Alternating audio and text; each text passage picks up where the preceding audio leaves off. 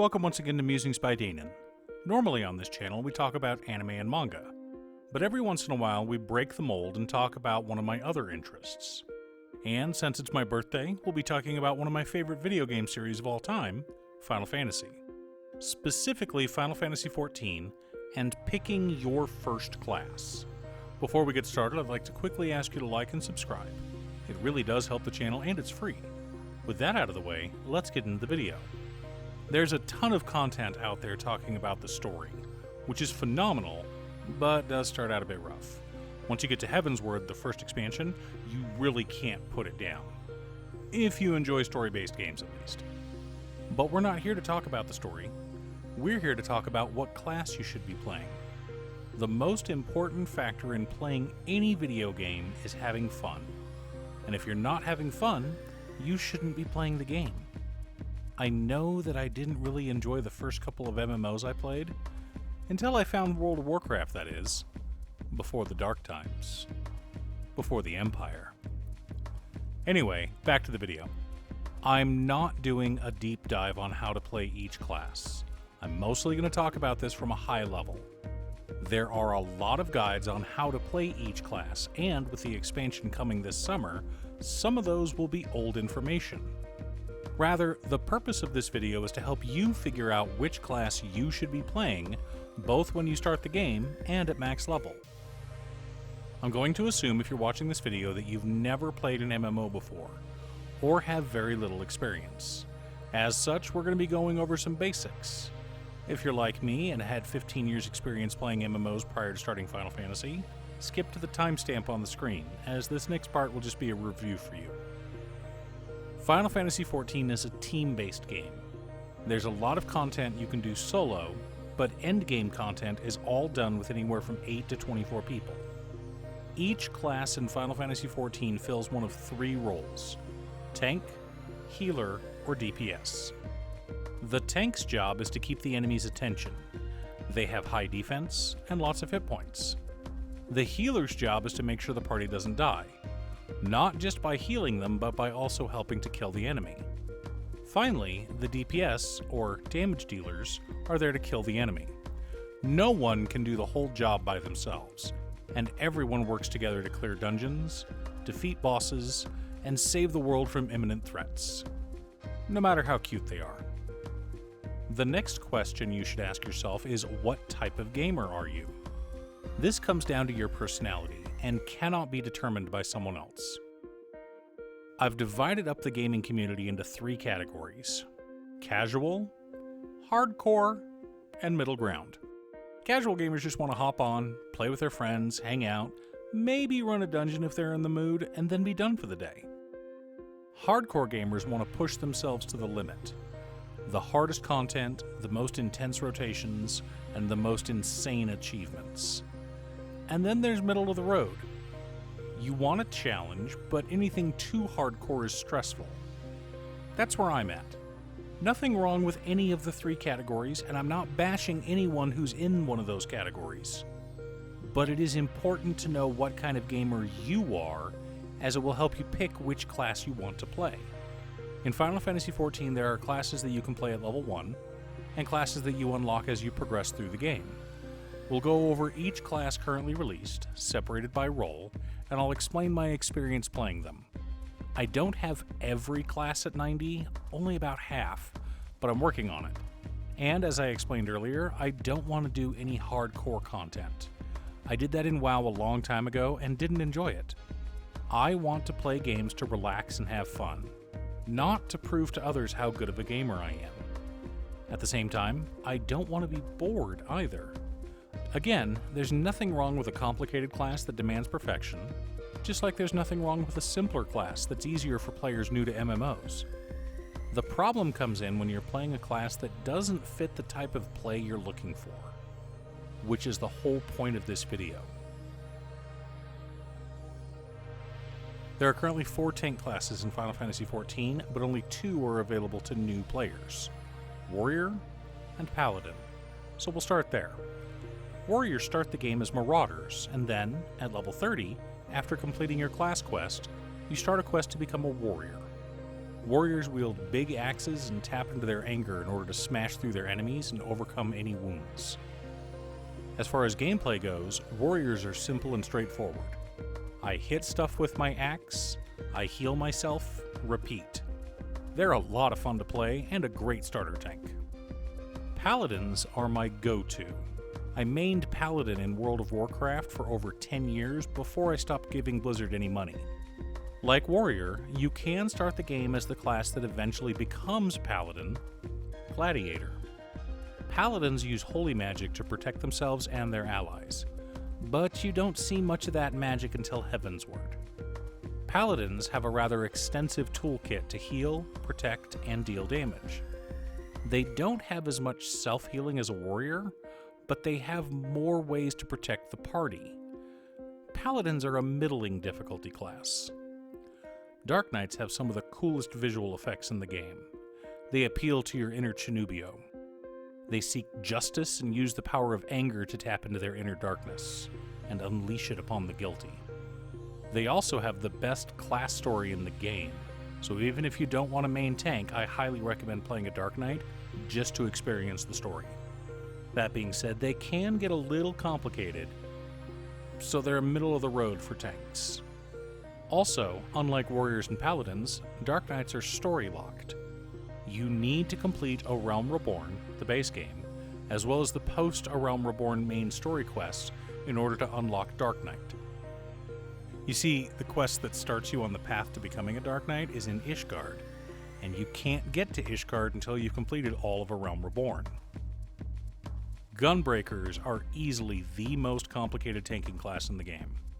They have an unforgiving rotation at higher levels, tons of abilities you need to keep track of, and some very cool visual effects. If you're wanting to push yourself, this is the class to do so. You can start playing a Gunbreaker as soon as you hit level 60. I had a good time with this class, but I was a bit overwhelmed by the rotation as we got to max level, so I put it aside. Like tanks, healers have two classes that you can start play right off the bat with, and one of them I recommend to a lot of new players, Scholar. Scholar starts as an Arcanist. You summon a pet to help you cast spells and channel your abilities, and eventually you unlock not one, but two advanced classes, Scholar and Summoner. Both of them are still tied to Arcanist, so if you're leveling as a Scholar, you're also leveling your Summoner class at the same time. We'll talk more about Summoner in a bit. Technically, Arcanist isn't a healer, though you do get a heal and a res early on, but you can't queue as a healer until you unlock Scholar.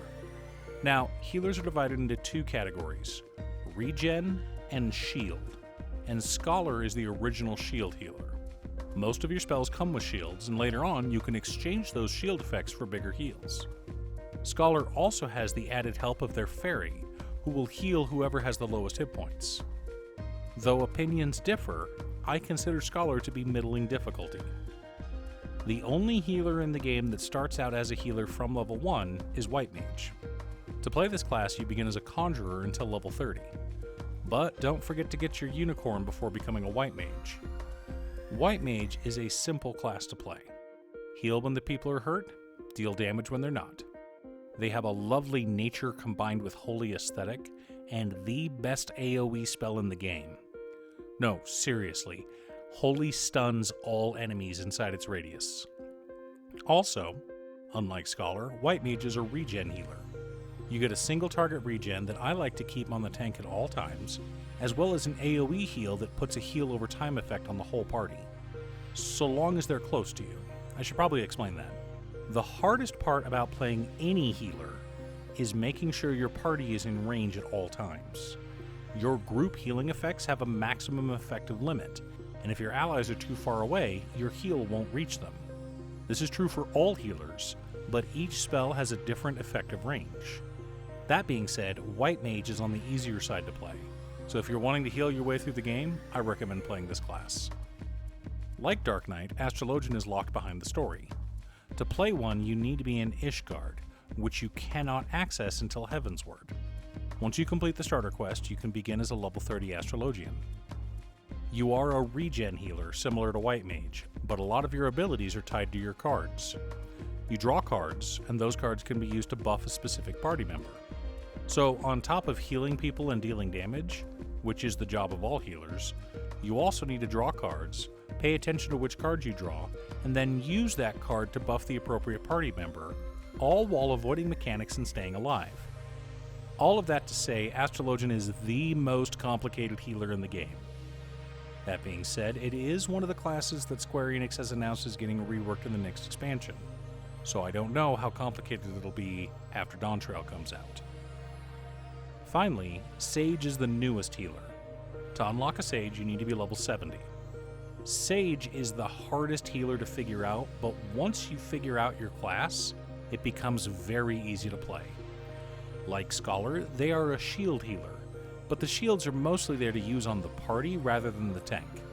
Instead, the Sage casts a buff on the tank called Cardia, which makes it so that a percentage of almost any damage dealt by the Sage heals the tank. There are other mechanics as well, but once you figure those out, Sage is a very simple class to play. With tanks and healers out of the way, I just wanted to make a quick announcement. I started streaming on Twitch. There's a link down below in the video description, but the address is twitch.tv/DanonWildfire. Feel free to swing by. I'm usually playing Final Fantasy XIV for the first half of the stream, but I'm also planning on reading manga and working on videos while I stream as well. Swing by if you get the chance or if you want to ask some questions. Damage per second, or DPS for short, is a calculation based on how much damage you dealt on a per second basis. So, if you dealt 12 million damage over the course of a 5-minute fight, your DPS is 40,000. Most MMOs have an add-on that allow you to track your damage, as well as compare your damage to others. But Final Fantasy XIV doesn't allow the use of mods. They exist, but it's kind of a don't ask, don't tell thing. I don't use mods because I'm not trying to be the very best, I'm just trying to have fun. Anyway, in Final Fantasy XIV, there are 3 DPS categories: melee, physical ranged, and magical ranged. Dragoon is the advanced class for Lancer, which you can start at level 1. The nice thing about Dragoon is you have a fairly straightforward rotation with a few big damage abilities that you can weave through your rotation. You have lots of movement options, but you need to pay attention to your timing on them. Basically, while your character is in midair, you are location locked to wherever your character leapt from. So if you're in midair when the boss's big attack goes off, you will still be hit by it. So overall, Dragoon is a middle difficulty class, at least for now. Square Enix also mentioned that this class would be getting a rework in Dawntrail. Monk starts out as a pugilist, which you can play at level 1. It is one of the most complicated classes in the game. They have an insane rotation and many different mechanics you need to pay attention to in order to unlock their full potential. If you spend time to perfect Monk, the gameplay is intense and rewarding. This one is considered hard. Ninja, despite being introduced in A Realm Reborn, is a bit unique. Ninja evolves from Rogue, which you cannot choose as your starting class. Instead, when you unlock the ability to swap classes at around level 15, you can pick up the quest to unlock Rogue. The gameplay of Ninja is fairly fast, and there are a lot of abilities you get with the class that can make it very complicated. While not as difficult to play as Monk, Ninja is still a complicated class that requires a lot of skill and patience to learn. You can unlock Samurai when you get to level 50.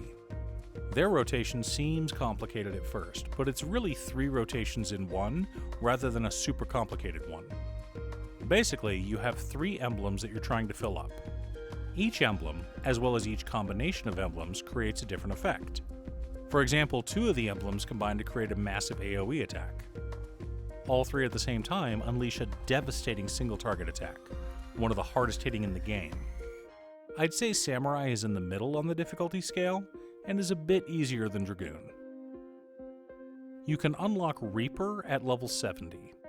Of all the melee DPS, it is the easiest one to play, and the prettiest, at least in my opinion.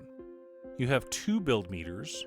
Your regular abilities build your red bar, and spending your red bar on specific abilities unlocks your blue abilities, which then raise your blue bar.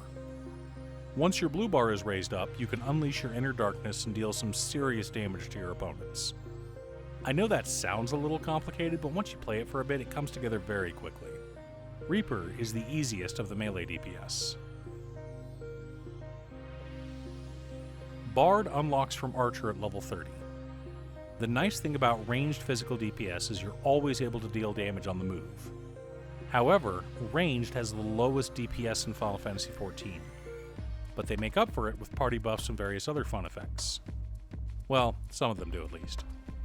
Bards are a dot class, which stands for damage over time. In fact, they are the only dot class left in the game. Eventually, you get the ability to refresh your dots, which is nice. As far as difficulty goes, the only hard part is remembering to keep your dots on the target and rotate through your different songs to buff the party. But once you're in the habit of checking and knowing which ability comes next, the class isn't that hard. Bards are in the middle of the road as far as difficulty is concerned. Machinist unlocks in Ishgard, so you have to complete all of A Realm Reborn before you can play this class. Unlike Bard, Machinist doesn't have any party buffs. You just shoot your gun as much as possible to kill the enemy. You also have some building and spending mechanics, as well as some oddly timed cooldowns, which all comes together to mean that Machinist is a medium difficulty class. Dancer unlocks as soon as you hit level 70, and they are the easiest of the ranged DPS classes to play. You have a 2-button combo, each of which can unlock 2 other buttons, each of which can unlock another button. Along with this easy rotation, Dancer comes with a few buffs to give to the party as well as Dance Partner. Dancer has a lot of self-buffs that are included in their rotation, which you share with your Dance Partner. So not only are you increasing your damage, you're increasing your partner's damage, which means the boss dies faster and we can all go back to hanging out at the Aetheryte in Limsa. Dancer is not only the easiest of the ranged DPS to play, they are one of the easiest classes in the game. Summoner starts the game as an Arcanist at level 1. Once you hit level 30, you unlock both Summoner and Scholar.